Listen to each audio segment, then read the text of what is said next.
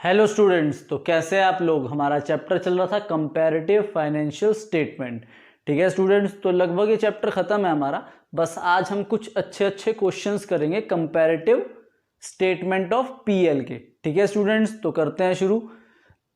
तो सबसे पहला क्वेश्चन करने जा रहे हैं हम। क्वेश्चन नंबर 11 आपकी डिस्प्ले पे शो हो रहा होगा, पेज नंबर 3.27 का है। ठीक है, देखो बेटा, बहुत बड़े बड़े क्वेश्चंस होते हैं, जैसे अभी तो क्वेश्चन छोटे छोटे हैं, बड़े बड़े क्वेश्चंस होते हैं, तो उनकी फोटो अगर आपको ढंग से रीडेबल नहीं हो पा रही है वीडियो के अंदर, तो आप लोग कोशिश करो कि आप लोग अपनी बुक ओपन कर लो साथ साथ, और नोटिंग साथ साथ जरूर करनी है वीडियोस को देखते हुए। अगर आप वीडियो को देखते हुए साथ साथ नोटिंग कर रहे हो और उसके बाद होमवर्क करोगे तो उसके अंदर आपको कोई प्रॉब्लम नहीं आएगी। ठीक है स्टूडेंट्स, तो अब हम क्वेश्चन नंबर 11 कर रहे हैं अपना। From the following information prepare comparative statement of PL. हमें कंपैरेटिव स्टेटमेंट ऑफ पीएल बनाना है। अब बच्चा कहेगा सर ये तो बहुत इजी है, हमें समझ आ चुका है, आप क्यों और क्वेश्चंस करा रहे हो। बेटा कुछ पॉइंट्स है या कुछ परसेंटेज वगैरह है जो आप लोगों को समझ नहीं आ पाएगी, इसलिए वो क्वेश्चंस मैं करा रहा हूँ, और शायद समझ आ भी जाए, हमें तो प्रैक्टिस करनी है। तो क्वेश्चन नंबर 11 कर रहे हैं। आज ये चैप्टर खत्म हो जाएगा हमारा। ठीक है, ये लास्ट लेक्चर है हमारा कंपैरेटिव फाइनेंशियल स्टेटमेंट का। इसके बाद हम कल से अपना नया चैप्टर शुरू करेंगे, common size financial statement, chapter number 4 है, इससे अगला ही। ठीक है स्टूडेंट्स, वो भी 2-3 दिन का चैप्टर है सॉरी। तो from the following information prepare comparative statement of profit and loss. तो हमें दे रखा है पर्टिकुलर ईयर, दे रखा है 2015-16 और 2014-15। तो प्रीवियस ईयर है हमारे पास 2014-15 और करंट ईयर है 2015-16, और ऊपर आप लिख देना कंपैरेटिव स्टेटमेंट ऑफ पीएल। ठीक है स्टूडेंट्स, तो अब लिखा हुआ है रिवेन्यू फ्रॉम ऑपरेशन है पिछले साल की 6 लाख और इस साल की 8 लाख। तो सबसे पहले हम यहाँ फर्स्ट पॉइंट डाल लेंगे और रिवेन्यू फ्रॉम ऑपरेशन लिख देंगे। पिछले साल की 6 लाख है और इस साल की 8 लाख है। ठीक है भाई। उसके बाद हमें दे रखी है cost of material consumed, other expenses और इनकम टैक्स, मतलब अदर इनकम नहीं है, तो आप सेकंड पॉइंट डाल के यहाँ पे अदर इनकम की जगह आगे डैश लगा देना। ठीक है भाई, और फिर टोटल कर देना।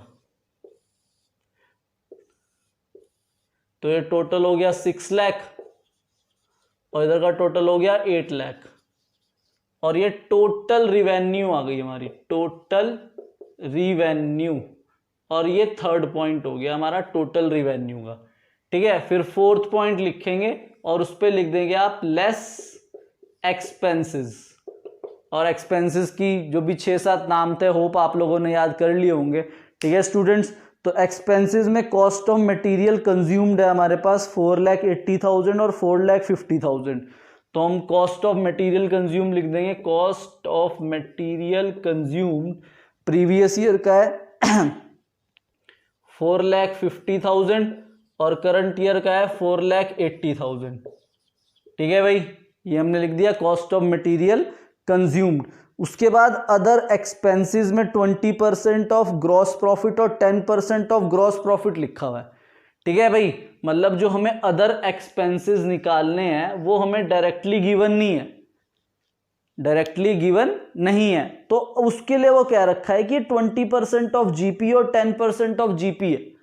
अगर आपको 11th याद है तो उसके अंदर ग्रॉस प्रॉफिट का फॉर्मूला क्या था, सेल्स माइनस कॉस्ट था। मतलब रिवेन्यू फ्रॉम ऑपरेशन में से अगर आप cost of material consumed minus कर दोगे तो ग्रॉस प्रॉफिट आ जाता है। तो ग्रॉस प्रॉफिट हमारा जो है वो कैसे आएगा, ग्रॉस प्रॉफिट आ जाएगा revenue from operation minus cost of material consumed, और रिवेन्यू फ्रॉम ऑपरेशन कितनी दे रखी है हमें 6 लाख, और कॉस्ट ऑफ मटेरियल कंज्यूम कितना है 4,50,000। तो 6 लाख में से अगर आप 4,50,000 माइनस करोगे तो 1,50,000 आएगा। तो 1,50,000 का 10% ग्रॉस प्रॉफिट है, तो 1,50,000 का 10% कितना हो गया 15,000। तो अदर एक्सपेंसेस जो है वो 15,000 आ गए इसके। आई बात समझ में। ग्रॉस प्रॉफिट क्या होता है, revenue from operation minus cost of material consume. Total revenue नहीं लेनी, सिर्फ रिवेन्यू फ्रॉम ऑपरेशन लेनी है। ठीक है, जैसे मान लो किसी क्वेश्चन के अंदर रिवेन्यू फ्रॉम ऑपरेशन भी दे रखी हो और रिवेन्यू फ्रॉम ऑपरेशन रिटर्न भी दे रखा हो, रिवेन्यू फ्रॉम ऑपरेशन का दूसरा नाम सेल्स होता है, और सेल्स रिटर्न गिवन हो तो आपने यहाँ पे नेट सेल लिखनी है, ठीक है। जो यहाँ पे हम लिखते हैं वो क्या लिखते हैं, नेट सेल, मतलब सेल रिटर्न होगी तो वो माइनस हो जाएगी।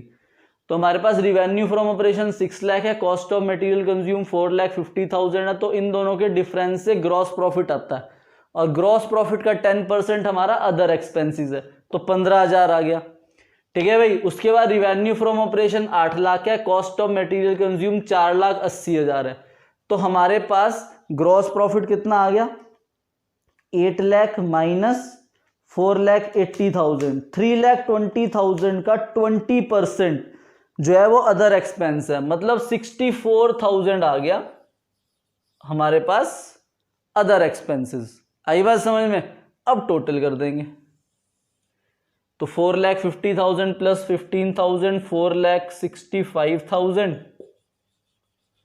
और ये हो गया 0 0 0 4 8 और 6 14 5,44,000, ठीक है भाई। तो ये टोटल एक्सपेंस हो गया हमारा। अब आप निकाल लोगे 5th point, profit before tax, मतलब 3rd माइनस 4th, ठीक है भाई। 6 लाख में से 4,65,000 रुपीज गए, तो हमारे पास ग्रॉस प्रॉफिट कितना आ गया, 6 लाख माइनस 4,65,000, तो ग्रॉस प्रॉफिट आ गया 1,35,000, ठीक है। यहां पे आप 8 लाख माइनस 5,44,000 करोगे तो 2,56,000 आ गया, और फिर आप यहां पे लेस करोगे टैक्स, और टैक्स की परसेंटेज जो है वो 40% है दोनों की, तो इसका 40% करा तो ये 1,02,400 हो गया, ठीक है भाई। और 1,35,000 का 40% करा तो ये 54,000 हो गया। तो इसमें से आप इसे माइनस करोगे तो आ जाएगा प्रॉफिट आफ्टर टैक्स, तो 1,35,000 माइनस परसेंट, तो 81,000 आ गया ये प्रॉफिट आफ्टर टैक्स इसका, ठीक है भाई। मैच हो गया बुक से, और 2,56,000 में से उसका 40% माइनस करा तो 153,600 आ गया। ये जो परसेंटेज लगती है टैक्स की वो प्रॉफिट बिफोर टैक्स पे लगती है, नेट प्रॉफिट बिफोर टैक्स पे लगती है, ठीक है भाई स्टूडेंट्स।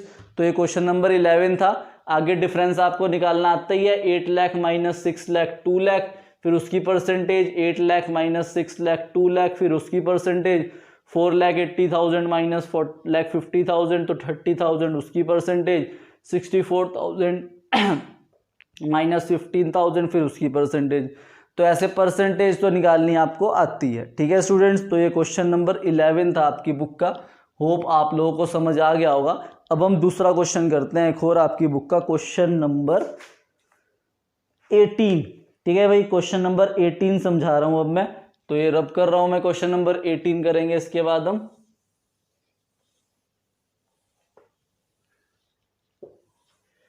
वीडियो के साथ साथ नोटिंग जरूर करा करो, और अपने ईयरफोन लगा के बैठो, और उसके बाद जो है पेन कॉपी अपनी, मतलब प्रॉपर नोटबुक बनाओ अपनी, क्योंकि आपको पता नहीं है कि ये लॉकडाउन कब तक चलना है, और आप लोगों ने साथ साथ अपने चैप्टर्स रिवाइज भी करने हैं। तो इसलिए जितनी अच्छी आप नोटिंग बनाओगे उतने अच्छे तरीके से आपका रिवीजन हो पाएगा, ठीक है स्टूडेंट्स।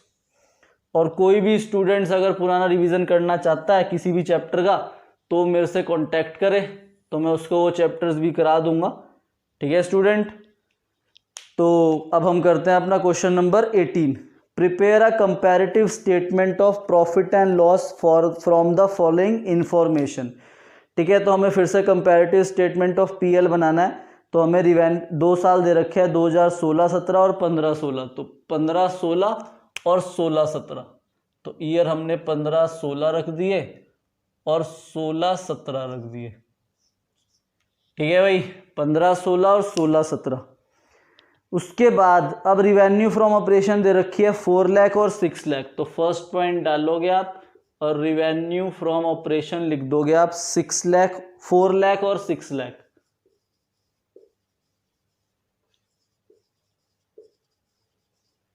ठीक है भाई। उसके बाद कॉस्ट ऑफ मटेरियल कंज्यूम्ड है, इनडायरेक्ट एक्सपेंसेस है और इनकम टैक्स है।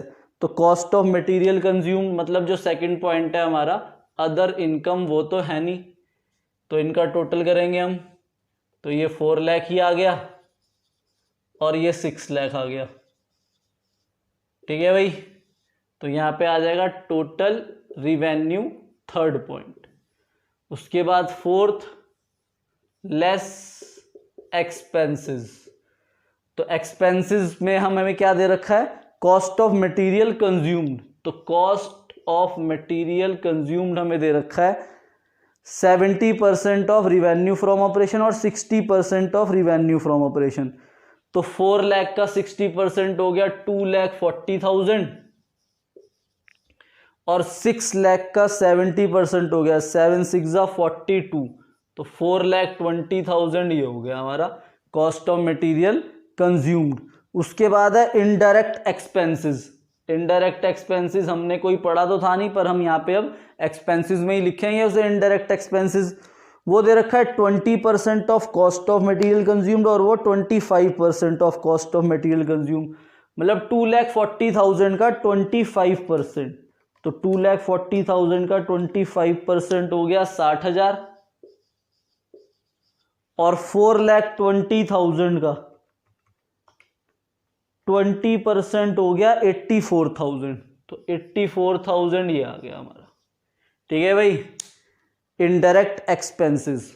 और तो कोई एक्सपेंस नहीं है, फिर इनका सम करते हैं। 240 प्लस 60 3 लाख और 4,20,000 प्लस 84,000 मतलब 5,04,000 ये आ गया हमारा।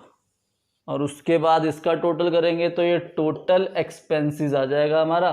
फिर हम यहाँ पे निकाल लेंगे fifth point, profit before tax, मतलब थर्ड माइनस फोर्थ।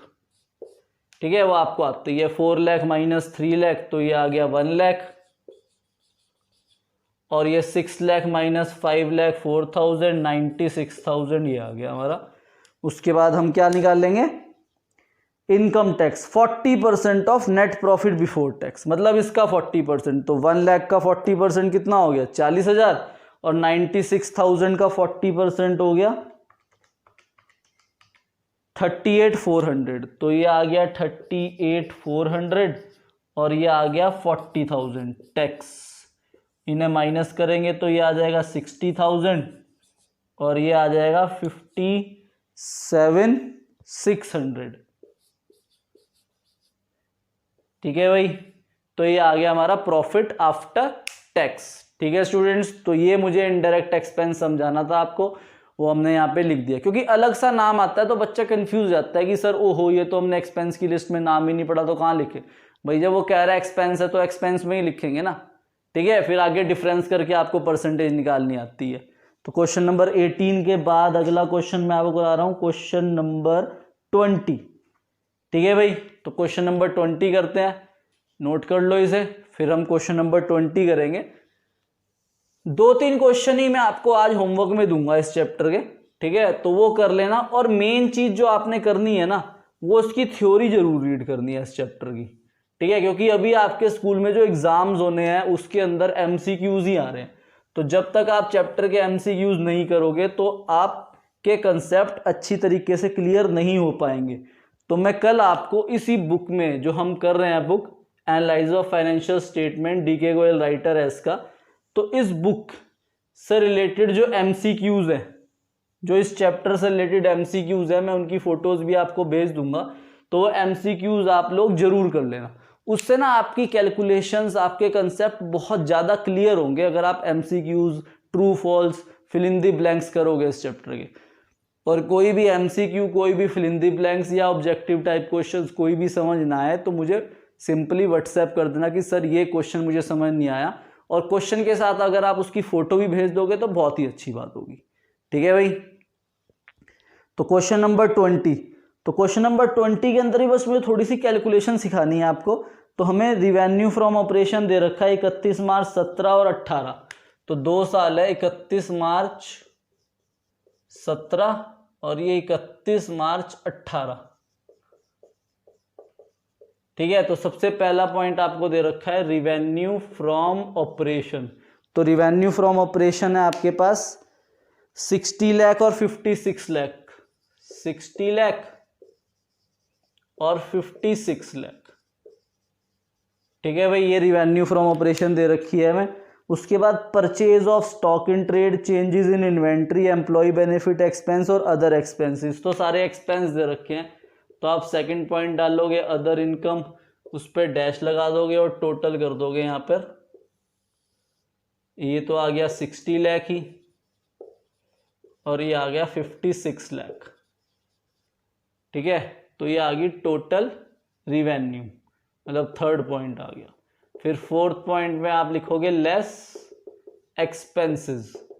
तो एक्सपेंसेस में आपके नाम दे रखे हैं purchase of stock in trade. तो सबसे पहला purchase of stock in trade लिखोगे, वो आपको दे रखा है 40 और 36, उल्टे साल है इसलिए 40 लाख को हम पहले लिखेंगे और 36 लाख को बाद में लिखेंगे। ठीक है भाई, 40 लाख और 36 lakh. Changes in inventory bracket में दे रखी है, मतलब ये नेगेटिव की फिगर है, तो चेंजेस इन इन्वेंट्री। ठीक है भाई, चेंजेस इन इन्वेंट्री दे रखी है 2.5 लाख और 4 लाख ब्रैकेट में, तो इसे आप ब्रैकेट में ही लिखोगे क्योंकि ये माइनस की फिगर है। 2.5 लाख और 4 लाख। ठीक है भाई, उसके बाद है एम्प्लॉय बेनिफिट एक्सपेंस 5 और 6। एम्प्लॉय बेनिफिट एक्सपेंस 5 लाख और 6 लाख। ये आपको एम्प्लॉय बेनिफिट एक्सपेंस दे रखे हैं। और अदर एक्सपेंसेस है 1 लाख और 80,000। अदर एक्सपेंसेस 1 लाख और 80,000। ठीक है भाई, तो ये आपके सारे एक्सपेंसेस हो गए।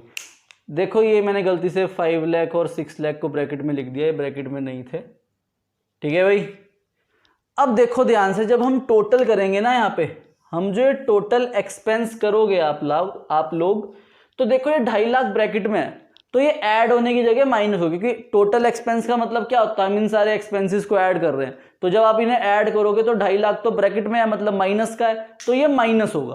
तो 40 minus 2,50,000 plus 5 lakh plus 4 lakh. ठीक है भाई, बात समझ आई या नहीं आई? तो ये हो जाएगा 40 लाख माइनस 2,50,000 प्लस 6 लाख। ठीक है भाई, तो 43,50,000 आएगा। कितना आएगा? 43,50,000। और इसको आप 36 lakh plus 6 lakh plus 80 minus 4 lakh, तो 36 और 2 38,80,000 आएगा। ये 38,80,000। ठीक है, तो अब 60 लाख में से 43,50,000 माइनस करोगे तो ये 16,50,000 आ जाएगा आपका प्रॉफिट बिफोर टैक्स। और 56 लाख में से आप माइनस करोगे 38,80,000, तो ये 17,20,000 आ जाएगा आपका। कौन सा क्वेश्चन करते हैं हम? हाँ, 17,20,000 प्रॉफिट बिफोर टैक्स। और यही क्वेश्चन छोड़ दोगे आप प्रॉफिट बिफोर टैक्स में। ठीक है, तो ये चीज मुझे आपको बतानी थी कि अगर चेंजेस इन इन्वेंट्री ब्रैकेट में है तो वो ऐड करने की जगह इनको माइनस होगा, और इसे भी ऐड करने की जगह माइनस होगा, और अगर ये प्लस में होती तो हम ऐड कर देते। ठीक है स्टूडेंट्स, तो ये क्वेश्चन नंबर 20 कौन सा था मुझे नहीं याद, आपकी डिस्प्ले पे शो हो रहा होगा तो समझ गए होंगे आप इसे। ठीक है, तो क्वेश्चन नंबर 20 था ये आपकी बुक पे। ठीक है भाई, तो एक क्वेश्चन और समझा रहा हूं मैं आपको, क्वेश्चन नंबर 24। ठीक है भाई, तो क्वेश्चन नंबर 24 करेंगे हम, वो भी अच्छा क्वेश्चन है, तो इसे रब कर रहा हूं मैं।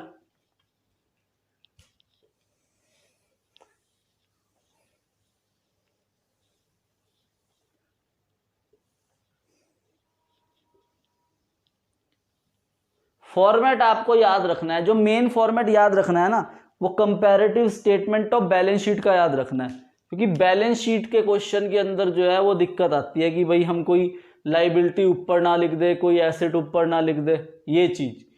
क्योंकि स्टेटमेंट ऑफ पीएल के अंदर तो आपको कुछ ज़्यादातर याद करने की कोई चीज़ है ही नहीं। सबसे पहले रिवेन्यू फ्रॉम ऑपरेशन, उसमें अदर इनकम ऐड करनी है तो टोटल रिवेन्यू आ जाएगी। फिर लेस एक्सपेंसेस में जितने भी एक्सपेंस के नाम है वो चाहे आप ऊपर नीचे लिख दो तो कोई दिक्कत की बात नहीं है, ठीक है भाई। और एक्सपेंसेस तो अपने नाम से ही बता देते हैं कि हम एक्सपेंस है, ठीक है।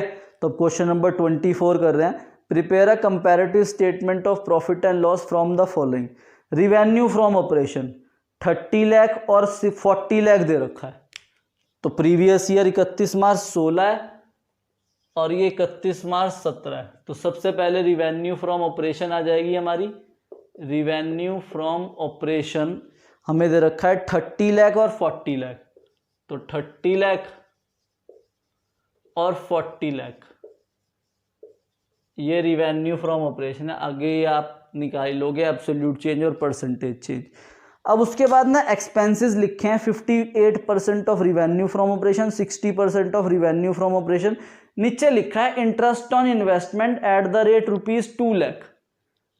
इंटरेस्ट ऑन इन्वेस्टमेंट ना रिसीव होता है, interest received, rent received, commission received, dividend received, ये सब अदर इनकम होती है। तो ये interest on investment at the rate 2 lakh जो लिखा हुआ है तो ये मेरी अदर इनकम है और ईयर मेंशन नहीं है, तो इसका मतलब ये दोनों साल में इनकम हुई है हमारी, ठीक है। तो अब आप यहाँ पे सेकंड पॉइंट डालोगे अदर इनकम, ठीक है, और उसके अंदर 2 लाख लिख दोगे दोनों, क्योंकि इंटरेस्ट ऑन इन्वेस्टमेंट आपकी अदर इनकम है। तो टोटल हो जाएगा आपका 32 लाख और ये 42 लाख, ठीक है भाई। तो ये टोटल रिवेन्यू आ गई आपकी, तो ये क्या आ गई, टोटल रिवेन्यू, थर्ड पॉइंट। अब आप लिखोगे फोर्थ पॉइंट डाल के लेस एक्सपेंसेस, और उसके अंदर सिर्फ एक ही दे रखा है, एक्सपेंस एक ही दे रखा है। तो आप क्या करोगे, रिवेन्यू फ्रॉम ऑपरेशन का 60 लाख और 58% बोल रहा है वो, तो 30 लाख का 60% कितना हो गया, 18 लाख, और 40 लाख का 58% हो गया, 40 लाख का 58% हो गया 23,20,000, ठीक है भाई। तो ये आपका एक्सपेंस है, चाहे तो उसका टोटल भी ना करो, ये टोटल रिवेन्यू है, टोटल एक्सपेंस है, इसमें से माइनस करेंगे तो प्रॉफिट आप बिफोर टैक्स आ जाएगा। तो यहां पे सीधा आ जाएगा हमारा profit before tax, third minus fourth, तो 32 लाख माइनस 18 लाख, तो ये आ गया 14 लाख, और 42 लाख माइनस 23,20,000, तो 18,80,000 ये आ गया आपका प्रॉफिट बिफोर टैक्स। उसके बाद अब आप माइनस कर दोगे इसमें से टैक्स की परसेंटेज, और वो कितनी है, 50% है। तो 14 लाख का 50% 7 लाख, और 18,80,000 का 50% हो गया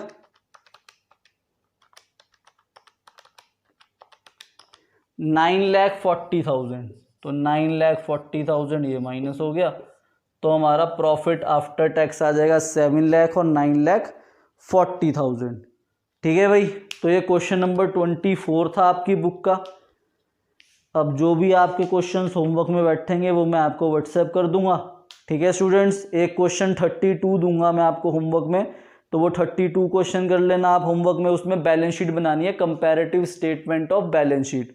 और फिर एक क्वेश्चन नंबर 31 कर लेना आप लोग, और जो मैंने वीडियोस के अंदर क्वेश्चन कराए हैं इन्हें तो आप कर ही लोगे साथ साथ। और तो कोई क्वेश्चन मुझे लग नहीं रहा कि इसके अंदर कोई अच्छा पॉइंट है, तो बस ये 1-2 क्वेश्चन ही आप होमवर्क में कर लेना। बाकी अगर मुझे कोई क्वेश्चन लगेगा तो मैं आपको बता ही दूंगा। अब मुझे ना 2 इंपॉर्टेंट क्वेश्चन कराने हैं आपको, ठीक है, वो मैं आज पार्ट बी के अंदर करा रहा हूँ, मिसिंग फिगर वाले क्वेश्चन है, तो वो भी आपके जो है बोर्ड के अंदर आए हुए हैं।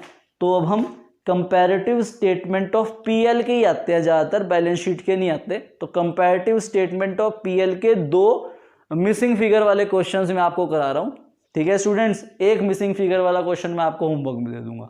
तो मिलते हैं अपने पार्ट बी के अंदर, ठीक है स्टूडेंट्स। जाने का कहीं नहीं है, करके जाना है पार्ट बी, ठीक है स्टूडेंट्स। लास्ट लेक्चर है इस चैप्टर का, तो मिलते हैं अपने पार्ट बी।